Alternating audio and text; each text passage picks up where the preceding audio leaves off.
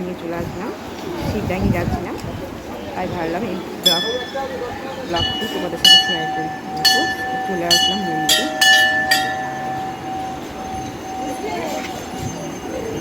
দেখবো এখন তোমরা ব্লগটি দেখতে শেষ করে।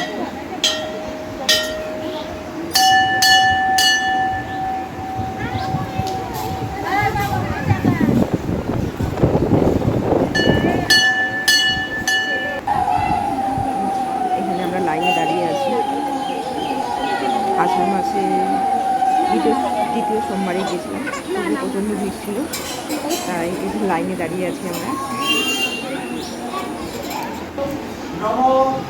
বসে গেলাম।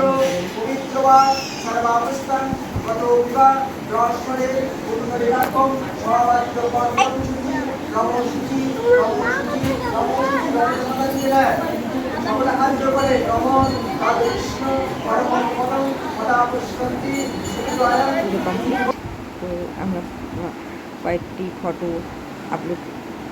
ফটোশ্যুট করে নিচ্ছি।